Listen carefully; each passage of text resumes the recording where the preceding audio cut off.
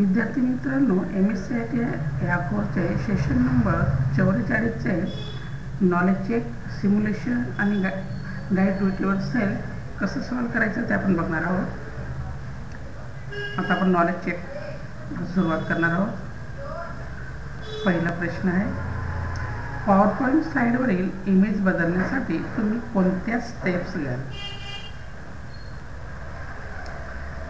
या प्रश्नाचं उत्तर आहे पिक्चरवर राईट क्लिक करणे आणि पिक्चर बदलणे.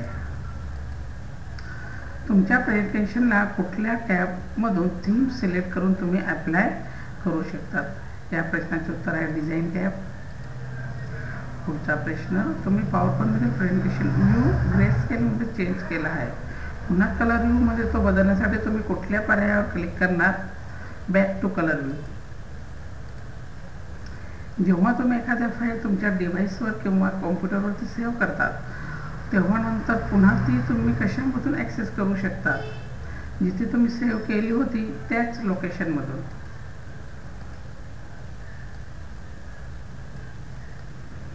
या ठिकाणी आपलं नॉलेज चेक संपलं आहे.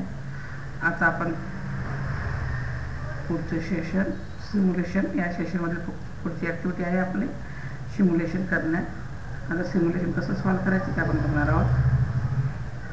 मजकूर हायलाइट करण्यासाठी आणि वाचकांचे लक्ष वेधण्यासाठी बोल्डचा वापर केला जातो. म्हणून टेम्पलेटमध्ये दिलेल्या गुडविल ऑर्गनायझेशन निवडलेल्या मजकूरवर ठळक करा.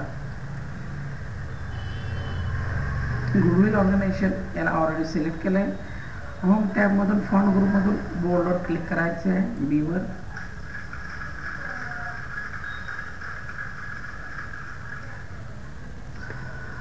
कोणतीही प्रतिमा आपल्याला इन्सर्ट करायची आहे तर त्यासाठी आपल्याला इन्सर्ट टॅबवर क्लिक करायचं आहे. त्याच्यानंतर इमेजेसवर क्लिक करायचं आहे आणि त्याच्यानंतर आपल्याला चिल्ड्रन्स पिक्चरवर क्लिक करायचं आहे आणि इन्सर्टवर क्लिक करायचं आहे.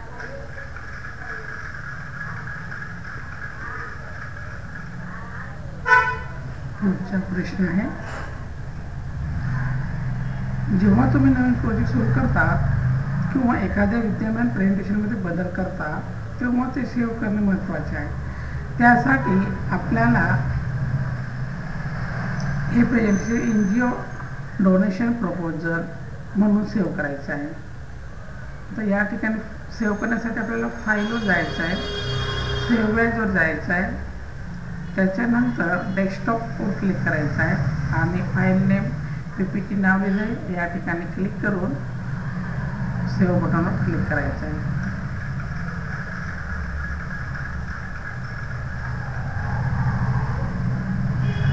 पॉवरपॉईंट वापरकर्त्यांना आणखी अनेक थीम प्रदान करते आणि तुम्हाला आवडणारे थीम तुम्ही निवडू शकतात. आता दिलेल्या सादरीकरणासाठी फेस थीम निवडायचे. त्यासाठी आपल्याला डिझाईन टॅबवर क्लिक करायचं आहे आणि त्याच्यानंतर फेस थीमवर आपल्याला क्लिक करायचं आहे.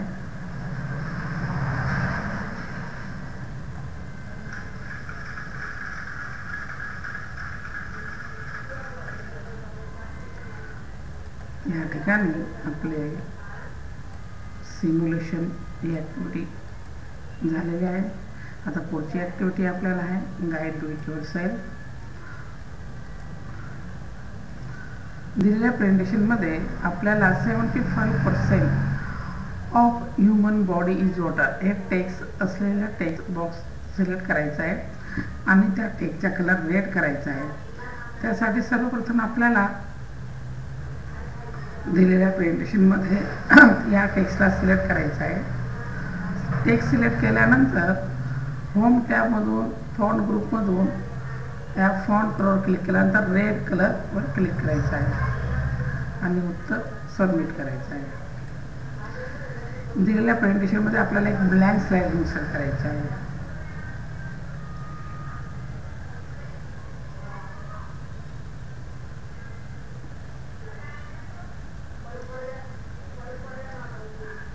त्यासाठी आपल्याला होम ग्रुपमधून स्लाइड्समधून न्यू स्लाइडवर गेल्यानंतर ब्लँक स्लाइडवर क्लिक करायचं आहे. दिलेल्या प्रेझेंटेशनमध्ये माय पोर्टफोलिओ हे टेक्स्ट सिलेक्ट करायचं आहे आणि त्याला सेंट्रल अलाइनमेंट द्यायचं आहे आणि त्याला फॉन्ट बेल एम्प्टी करून त्याला बोल्ड करायचं आहे.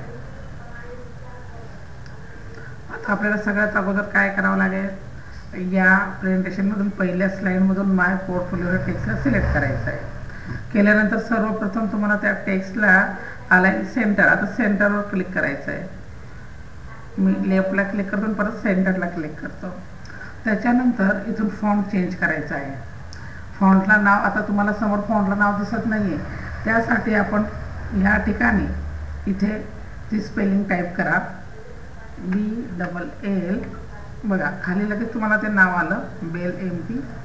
आणि त्याच्यानंतर आपल्याला बोल्डवर क्लिक करायचं आहे. बोल्डवर परत 2 वेळेस क्लिक करावं लागेल, कारण ऑलरेडी ते बोल्ड असतं, परत ते डिसिलेक्ट होतं, परत तुम्हाला बोर्डवर क्लिक करावं लागेल, तेव्हाच ते उत्तर बरोबर येईल, नाही तर उत्तर बरोबर येणार नाही.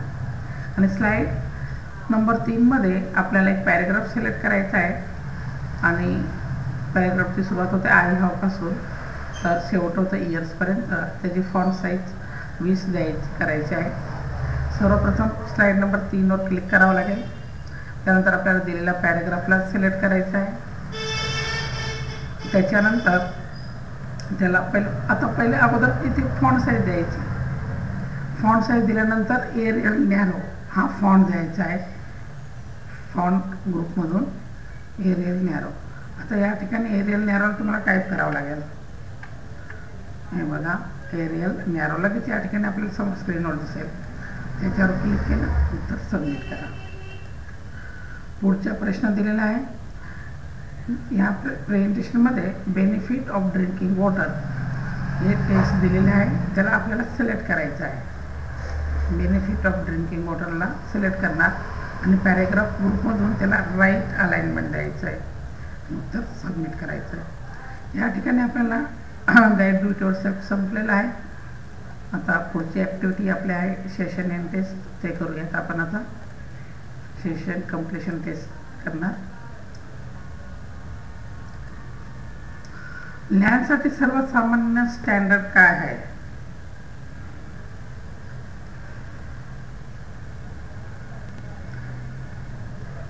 इथरनेट. सर्वाधिक हॉटस्पॉट्स कोणतं तंत्रज्ञान वापरतात? वायफाय. मॅन ची सामान्य रेंज किती असते? मॅनची सामान्य रेंज 100 मैलपर्यंत असते. व्यानचा अर्थ काय? Wide area network. Network topology म्हणजे काय? नेटवर्कची भौतिक रचना. आज कोणती टोपोलॉजी सर्वात जास्त वापरली जाते? Star topology. व्यानचा मुख्य उपयोग काय आहे?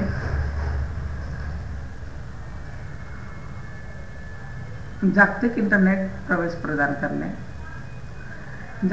जगातील सर्वात मोठे व्यान कोणते आहे? तर इंटरनेट. कोणत्या नेटवर्क टोपोलॉजीमध्ये बस नावाची सामान्यतः केबल वापरली जाते? बस नेटवर्कमध्ये. TCP आणि IP साठी वापरले जातात. इंटरनेटवर डेटा ट्रान्समिशन साठी वापरले जातात. या ठिकाणी आपलं 44 म्हणजे 44 नंबरचे सेशन कंप्लीट झालेलं आहे. आता आपण भेटूयात पुढच्या सेशनला.